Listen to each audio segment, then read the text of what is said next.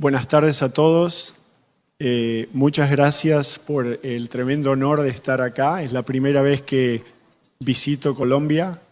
Y bueno, qué mejor ocasión que visitar en el contexto de este Congreso de Medicina Nuclear.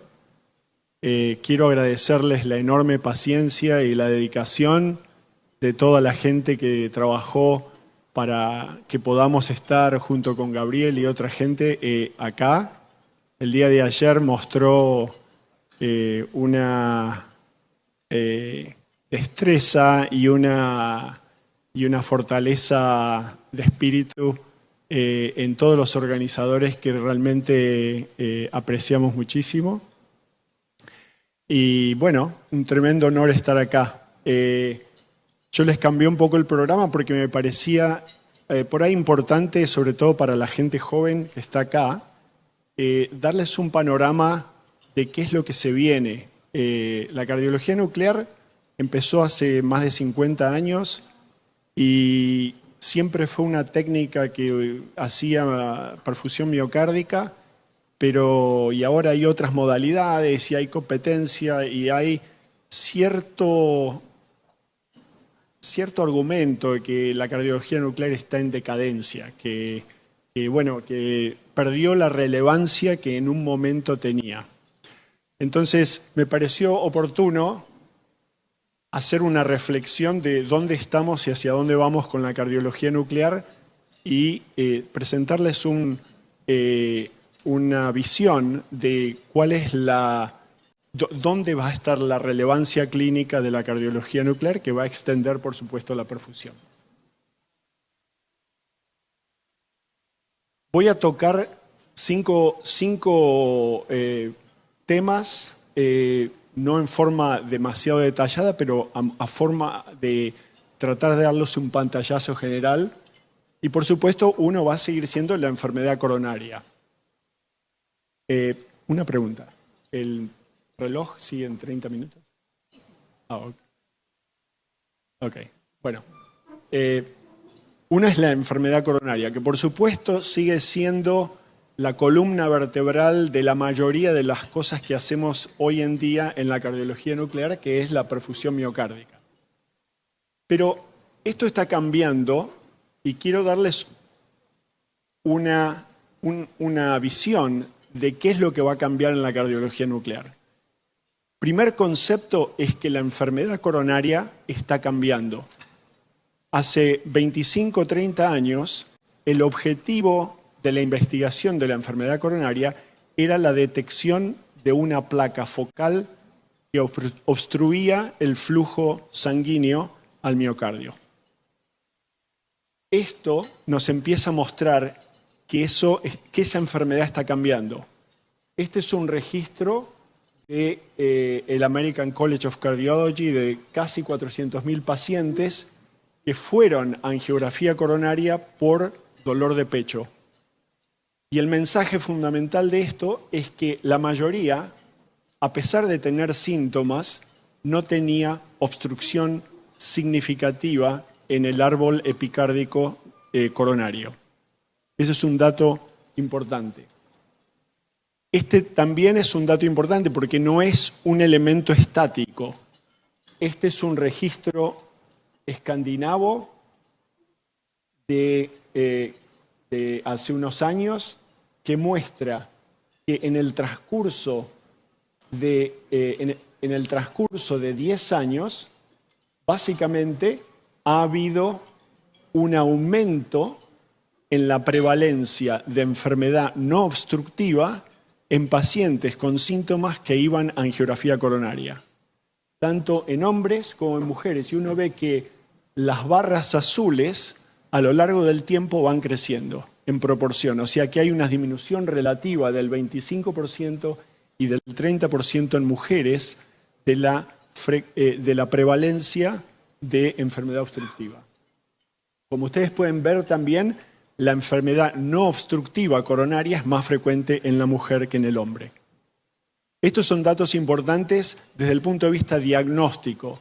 ¿Qué es lo que uno está buscando en un paciente que se presenta con síntomas de dolor de pecho o de disnea? Entonces, primer dato importante. Segundo, esto se correlaciona con la presentación clínica de los pacientes. Si uno va a ver registros internacionales, ve que la manifestación primordial que tratamos de prevenir era la presentación con el infarto agudo de miocardio con supradesnivel del ST, que era un evento evidentemente trombótico. Es decir, la placa se rompía, ocluía el vaso y había daño miocárdico. Eso también está en disminución y lo que hay es un aumento relativo del infarto sin supradesnivel del ST, que es un evento totalmente distinto, porque no es un evento eminentemente trombótico. Ahora, las terapias que usamos, las estatinas y la aspirina, han logrado su objetivo, que es disminuir ese evento catastrófico. Pero vemos que hay un aumento de los infartos tipo 2, de los infartos que son por aumento de la demanda de consumo de oxígeno. ¿Y cuál es la característica fundamental que conecta los hallazgos angiográficos que le mostré con la presentación clínica? Son los factores de riesgo cardiometabólicos. La obesidad, la presencia de hipertensión arterial, la insulinoresistencia y la diabetes y la insuficiencia renal crónica. Esos son los elementos que están marcando un cambio epidemiológico en la enfermedad coronaria. ¿Podrían avanzar? Esto no funciona. ¿Podrían avanzar la diapositiva?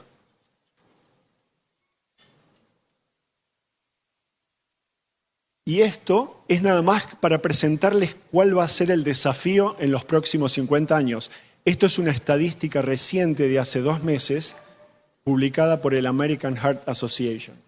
Y lo que uno ve es que si nada cambia, la proyección de factores de riesgo cardiometabólicos va a explotar en cuanto a diabetes, hipertensión, en cuanto a la obesidad.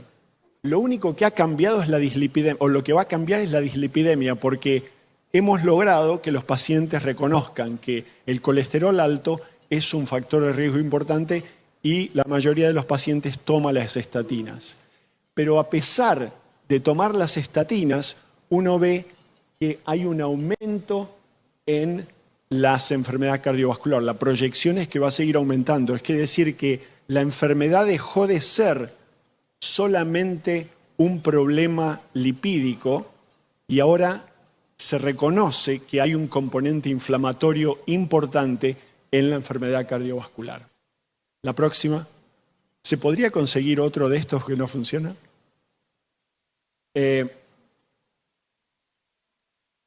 ¿Cuál es el elemento fundamental? Hay dos. Si la obstrucción coronaria no es lo que buscamos, ¿qué es lo que estamos buscando?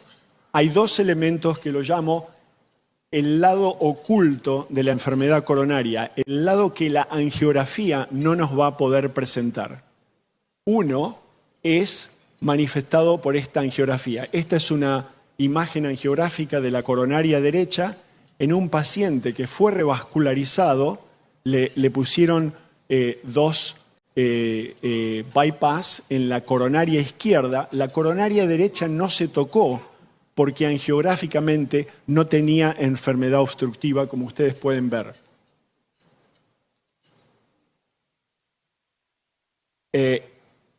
Ahora, este paciente falleció y el patólogo hizo cortes histológicos, 5 milímetros, todo a lo largo del trayecto de la enfermedad coronaria.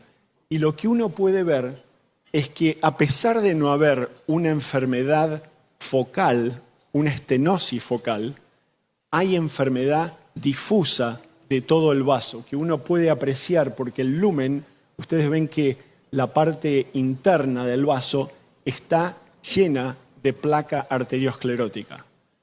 Eso llamamos enfermedad arteriosclerótica difusa no obstructiva, que es un elemento muy, muy importante en los pacientes, sobre todo con factores de riesgo cardiometabólicos. El segundo elemento que también es invisible a la angiografía coronaria es la enfermedad de los pequeños vasos, lo que llamamos la enfermedad de la microvasculatura coronaria, que se conecta con esa enfermedad difusa y forman un continuo.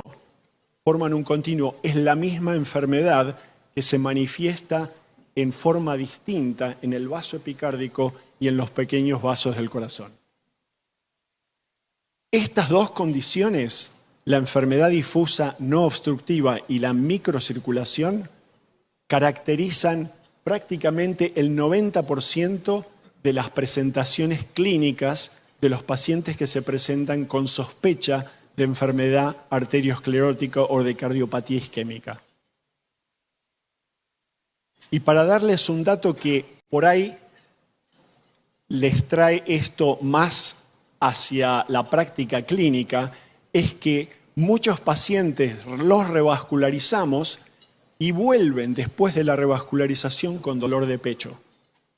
¿Y qué es lo que ocurre? Que la revascularización, tanto el stent como el bypass, resuelven el problema focal de la enfermedad, pero no resuelven el problema residual de la enfermedad difusa y microvascular que marcan la disminución de la perfusión miocárdica y del síntoma.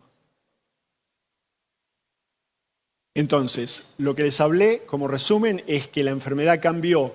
La perfusión que empezamos a hacer hace 50 años estaba diseñada para detectar la enfermedad obstructiva. Si la enfermedad cambia, ¿qué va a pasar con los métodos que usamos actualmente?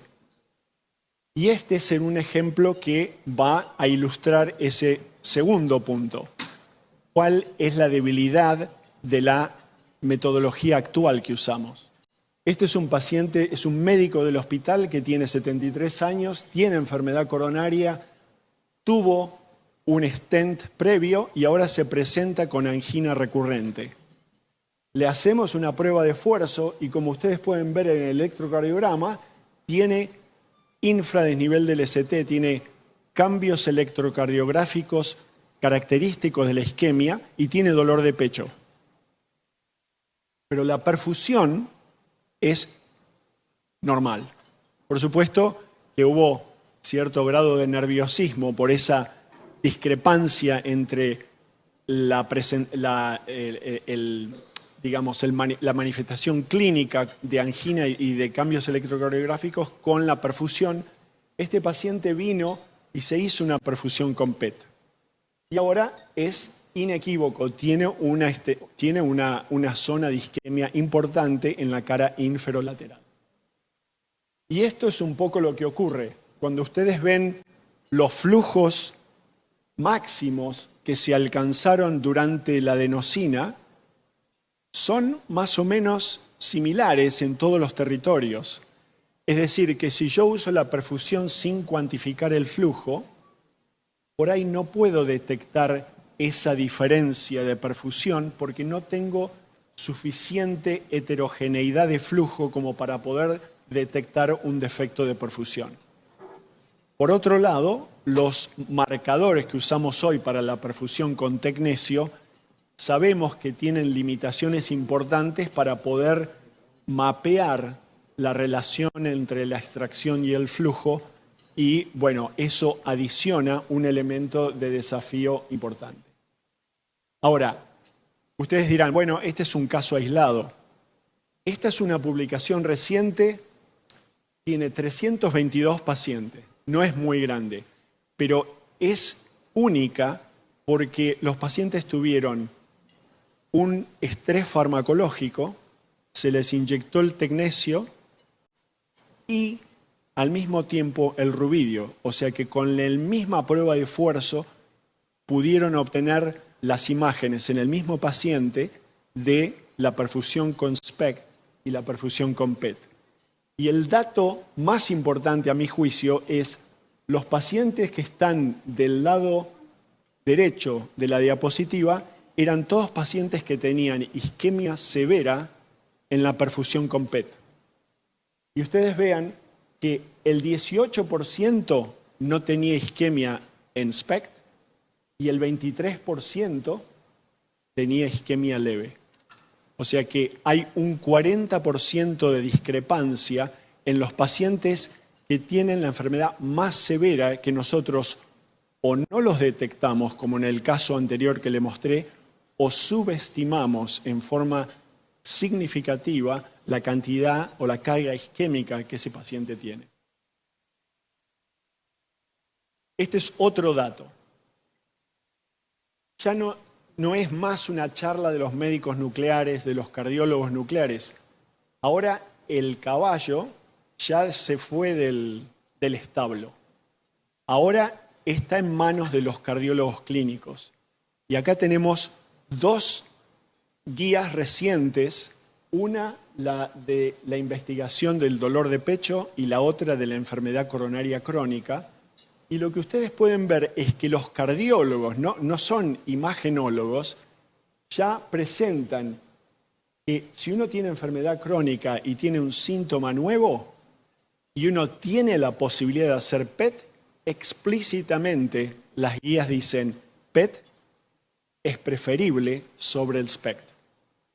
¿Por qué? Porque hay un reconocimiento de que la enfermedad ha cambiado y la cuantificación de flujo, que es el otro elemento, ya dejó de ser un dato de investigación, pero pasa a ser un dato que demandan los cardiólogos clínicos. Entonces, cuando uno piensa cuál va a ser el estudio de la perfusión miocárdica que vamos a estar haciendo en el futuro, es un estudio que tiene que tener estos 4 elementos.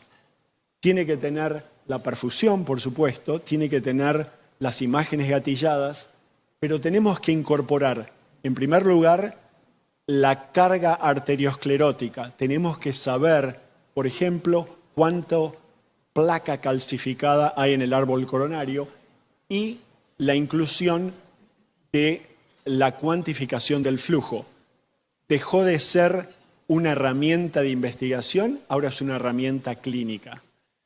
Ustedes pueden decir, esto puede ser SPECT-CT, perfectamente, pero uno tiene que incorporar la cuantificación absoluta del flujo porque va a ser un dato indispensable para el manejo de esos pacientes. Y cuando uno tiene que detectar enfermedad coronaria, va a buscar esos 3 componentes, la placa focal, la enfermedad difusa y el otro componente es la enfermedad microvascular. Y eso, con el flujo coronario, la cuantificación del flujo coronario, se trata de algo muy fácil o relativamente fácil de hacer. Y este es un ejemplo, es un paciente que tiene 68 años, tiene diabetes, tiene hipertensión. La perfusión es claramente anormal, tiene isquemia severa en la cara lateral. El Polar Map muestra exactamente eso, pero cuando uno cuantifica el flujo, ve que el flujo es anormal en todo el ventrículo izquierdo. Y eso implica que la cara lateral es la más severa, pero no es la única que está enferma. Y cuando uno mira la angiografía coronaria, se da cuenta qué es lo que no pudimos apreciar con la imagen semicuantitativa, con el tratar de pesquisar dónde está. Claramente la cuantificación visual hizo que pudiéramos detectar que este paciente tenía enfermedad coronaria, pero lo que fallamos en detectar qué cantidad de enfermedad coronaria tenía, y en este caso la imagen o la inspección visual se perdió la posibilidad de detectar un paciente de alto riesgo. Y eso es lo que vamos a tener que entender, que la herramienta, el toolbox que usábamos hasta ahora, insuficiente al futuro. Si queremos seguir haciendo lo mismo, vamos a llenar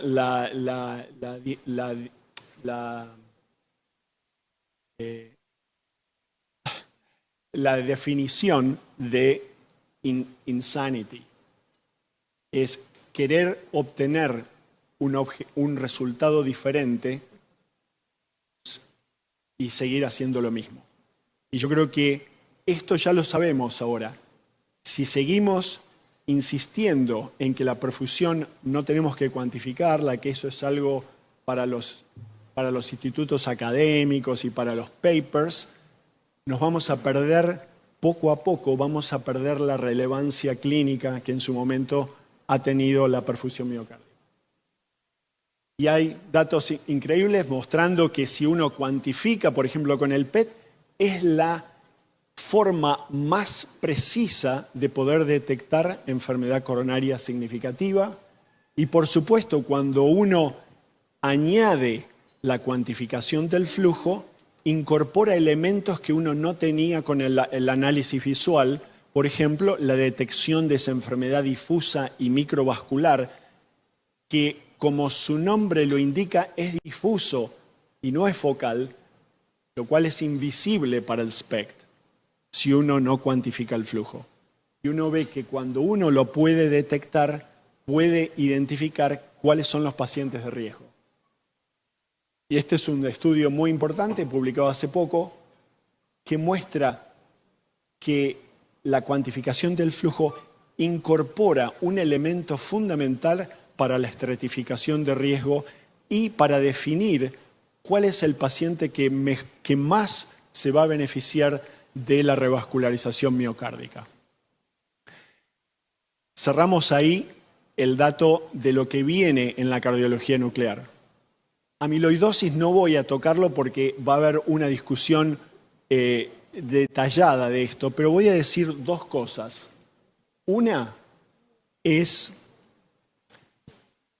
nos ha demostrado que la imagen molecular en cardiología puede tener un dato relevante desde el punto de vista clínico, no solamente diagnóstico, sino pronóstico. Y en este momento la centroangiografía ósea ha reemplazado la biopsia endomiocárdica en el 90% de los pacientes.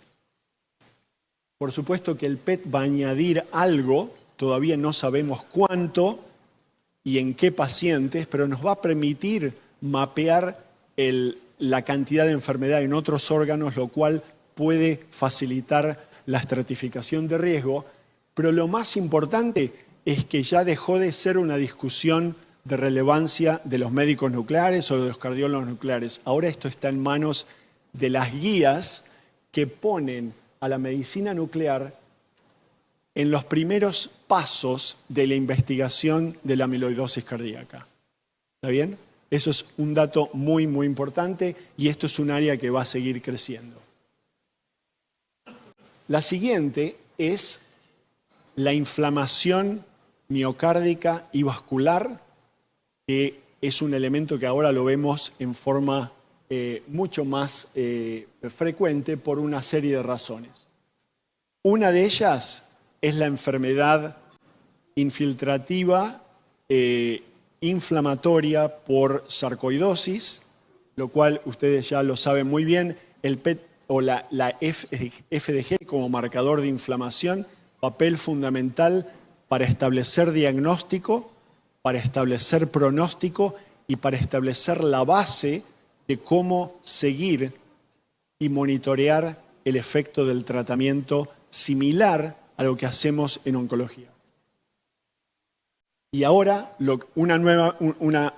nuevamente, las guías ya establecidas por médicos que son los que manejan a los pacientes ya establecen que cuando uno piensa en sospecha de sarcoidosis, uno tiene que pensar en los métodos complementarios. Y lo que la mayoría, el consenso indica es que uno empieza con la resonancia porque tiene un valor predictivo negativo alto y si el estudio es negativo, es muy probable que la enfermedad no esté presente. Sin embargo, hay un pequeño grupo de pacientes que si la sospecha clínica es alta y la resonancia es negativa, vamos a hacer el estudio con FDG porque probablemente tengan una cantidad de inflamación que no ha sido de suficiente magnitud como para detectarla con el realce tardío. Entonces, esto ahora es la práctica clínica. Ya dejamos de ser research, Ahora, esto es lo que hacemos. La resonancia con el PET probablemente tenga un rol en este aspecto de la cardiología, pero uno no necesita una imagen integrada. Uno la puede integrar en la cabeza o la puede integrar con métodos de fusión, pero los dos nos dan una ventaja importante en cuanto al manejo de estos pacientes. La otra, que va a ser un elemento que está creciendo, es la enfermedad, la vasculitis. Y la vasculitis, como ustedes saben, y ustedes son los que más hacen de esto en la medicina nuclear, clásica con la FDG, pero hay trazadores nuevos, que son los trazadores, los marcadores de somatostatina, que tienen cierta ventaja sobre el FDG, sobre todo cuando uno trata de detectar enfermedad residual leve, donde el FDG por ahí no es tan claro. Y por último, la endocarditis infecciosa, donde lo único que les voy a mostrar es, por supuesto, el valor del PET en mapear el cuerpo entero y no solamente poder detectar el foco infeccioso, sino también estratificar el riesgo con las imágenes extracardíacas. Pero lo importante de todo esto es que, por lo menos en las guías europeas de cardiología de enfermedad valvular, tienen una categorización 1. El PET-CT ya en la enfermedad, en la sospecha de enfermedad endocarditis protésica, tiene una clasificación número 1, que es la clasificación más alta que uno puede lograr. Todos estos datos que les estoy mostrando es no solamente va a marcar un área de research, sino que nos va a dar ya la relevancia clínica que necesitamos para poder hacer la transición. Dos elementos finales. Una es qué va a pasar con la medicina nuclear en la cardiotoxicidad por tratamiento de cáncer. Estos son los 5 elementos que marcan las toxicidades que podemos encontrar después del tratamiento. La disfunción ventricular, la inflamación miocárdica, las arritmias, la toxicidad vascular, sobre todo el desarrollo de la arteriosclerosis en pacientes que recibieron terapia radiante, y la hipertensión. De estos, cuando uno piensa dónde la medicina nuclear puede contribuir, tenemos 2 y un tercero que es posible, pero que en este momento no existe. Uno es la detección de la disfunción ventricular. Esto lo hemos hecho desde los años 70, cuando esto se introdujo. Pero ¿qué pasa? Hay otras técnicas. En este momento, les puedo decir, nosotros trabajamos al lado de un instituto de cáncer y hacemos un paciente cada 3 meses con ventriculografía radioisotópica. ¿Por qué? Porque la mayoría de los pacientes ahora se hacen con cardiac ultrasound. ¿Okay? En los pacientes donde no tenemos confianza en que el dato del ultrasound es fidedigno, utilizamos la medicina nuclear o por ahí utilizamos la resonancia magnética. Pero la medicina nuclear pasó a tener un papel secundario con respecto a la ecocardiografía. Entonces, esto va a seguir estando, pero creo que no tenemos que pensar que eso va a ser una gran parte de la actividad que hacemos en la cardiología nuclear en el futuro. Y este es un review reciente muy interesante donde muestra el rol relativo de todas las técnicas de imágenes, y la cardiología nuclear tiene un valor, pero a mi juicio el valor más importante va a ser en la detección de enfermedad arteriosclerótica y posiblemente en la detección de enfermedad inflamatoria. Cuando pensamos en hacer screening de enfermedad coronaria en pacientes con terapia de cáncer, lo primero que pensamos es si el paciente tiene síntomas de sospecha de enfermedad coronaria, Bueno, si tiene síntomas, seguimos las mismas guías que usamos en los pacientes que no tienen cáncer, que es, puedo utilizar la medicina nuclear, pero también puedo utilizar la tomografía multicorte para ver si hay enfermedad coronaria.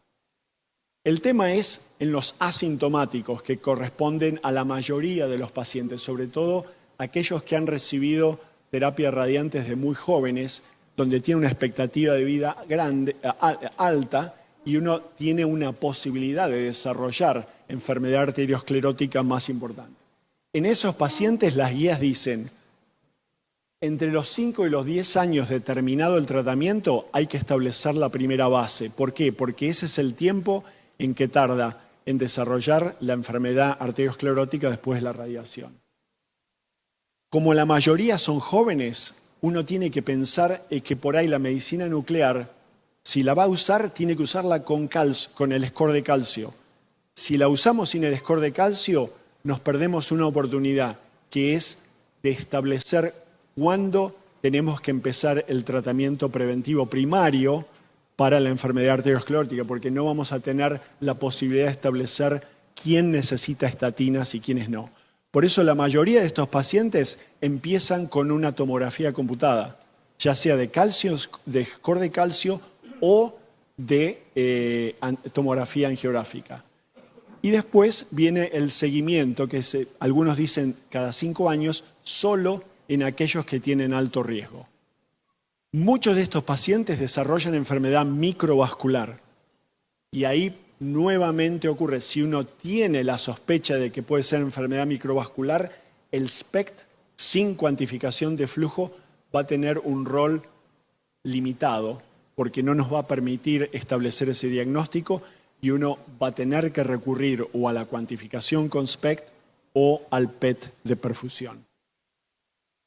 2 datos es qué rol en el detectar la miocarditis secundaria a las terapias, a la inmunoterapia. En este momento, 0, nada. Todos esos pacientes se detectan por resonancia. ¿Hay posibilidad de detectarlos? Sí. Hay dos publicaciones, una con FAPI, pero cuando uno mira las imágenes de los 3 pacientes en este estudio, uno dice, si yo tengo que interpretar esa imagen, me va a costar un poco tener la sospecha alta de que ese paciente tiene enfermedad de miocarditis. O sea que hay que hacer más trabajo en esto. Y el otro son con los marcadores de somatostatina. En esta publicación, las imágenes, a mi juicio, son casi increíbles, pero las limitaciones es que la publicación no tenía un gol estándar con la biopsia endomiocárdica, es decir, uno no sabe si lo que estaba detectando era miocarditis o alguna otra cosa. Yo creo que más trabajo hay que hacer. Los mini-bodies, los fragmentos de anticuerpos que ahora son una de las herramientas que estamos usando en la oncología, por ahí van a tener un rol también en la cardiología, sobre todo para detectar la enfermedad inflamatoria. Y en este caso con las marcadores de CD45, que es un marcador de células de leucocitos activados. Yo creo que ya me extendí demasiado, así que voy a tratar de acelerar. Y por último, ¿cuál es el rol que va a ocurrir las imágenes moleculares?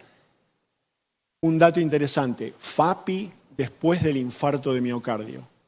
2 elementos interesantes, 2 pacientes, y ustedes lo que ven en primer lugar es que la retención de FAPI en el miocardio se extiende más allá del defecto de perfusión. Es decir, que la activación de los fibroblastos se extiende más allá del centro del infarto del miocardio. Y eso tiene importancia en poder predecir cuáles son los pacientes que se van a tener una remodelación adversa. Y efectivamente, cuanto más FAPI detecto, peor es la función ventricular y la fracción de eyección al año. Es probable que con nuevas terapias esto nos pueda indicar cuáles son los pacientes que puedan ser los pacientes ideales para esas terapias donde uno pueda modular la actividad fibroblástica. La actividad fibroblástica es muy importante después del infarto porque va a hacer que se forme la escara. Entonces uno tiene que tener cuidado en no inhibir demasiado esa actividad fibroblástica para poder tener un healing que sea adecuado. Otro es en el aneurisma de aorta abdominal. Poder detectar cuáles son los pacientes que van a avanzar rápidamente y que van a necesitar una intervención antes. Bueno, estos son imágenes con cloruro de sodio, que es un marcador de inflamación y que aparentemente tiene en este estudio un valor pronóstico importante. Los pacientes con más captación fueron aquellos que tenían más eventos durante el seguimiento. Y por último es el trombo, la detección de trombo, que va a ser muy importante para poder establecer el riesgo-beneficio de la terapia anticoagulante. Es algo que va a ser importante. La nueva tecnología nos va a hacer que la imagen molecular sea mucho más fácil y poder establecer la relación que existen entre el crosstalk entre los diferentes órganos. Y les voy a mostrar algunos ejemplos. Estos son de cerebro, pero esto es algo interesante. Esto es cuantificar durante el mismo estudio la perfusión del corazón y la perfusión del riñón. Y la perfusión del riñón uno la puede hacer sin tener que tener una imagen adicional. En este caso podemos cuantificar la parte superior del riñón que queda dentro de la ventana de diagnóstico y uno ve que tiene una relación con la reserva coronaria, pero lo más importante es que cuando uno cuantifica la reserva, no la reserva, la perfusión renal, tiene valor pronóstico aditivo a la reserva coronaria. Es decir, podemos integrar ahora la relación estrecha que existe entre la función miocárdica y la función renal. Y por último, es integrar a través del PET-CT elementos que son más allá del corazón, por ejemplo, la caracterización, lo que se llama el body composition, poder detectar la cantidad de lípido, de tejido adiposo que es proinflamatorio y que interactúa con la cuantificación del flujo para poder detectar cuáles son los pacientes que tienen mayor alto riesgo clínico. Entonces, les voy a dar cuáles serían mis prioridades y predicciones sobre la cardiología nuclear. En primer lugar, vamos a ver que hay una transición de la medición de la perfusión semicuantitativa a la perfusión cuantitativa, a la medición del flujo como marcador de isquemia miocárdica. Esto es la herramienta más importante que tenemos que desarrollar en la medicina nuclear. Segundo, la cuantificación va a hacer que el SPECT sobreviva este cambio epidemiológico en la medicina nuclear. Si no cuantificamos el SPECT, y ya lo mostramos, hay estadísticas en Estados Unidos que en los últimos 5 años hubo una caída alrededor del 30% de las perfusiones con SPECT, con un aumento relativo de la tomografía, del PET y de la resonancia. La medición de la carga arteriosclerótica sigue siendo sumamente importante. La perfusión sin una tomografía computada nos limita en poder detectar cuáles son los pacientes de riesgo. Las imágenes moleculares, amiloide, inflamación, trombo y fibrosis van a ser los targets más importantes que nos van a dar esa oportunidad de seguir creciendo. Y por último, la nueva tecnología nos va a permitir establecer esa integración fisiológica entre los distintos órganos y, por supuesto, la inteligencia artificial va a permitir que muchas de estas cosas sean posibles dentro de la práctica clínica y, sobre todo, en poder mejorar nuestros modelos pronósticos para integrar no solamente la información de la imagen, sino además la información clínica que viene con el paciente. Bueno, mucho gusto de haber presentado y lamento la extensión.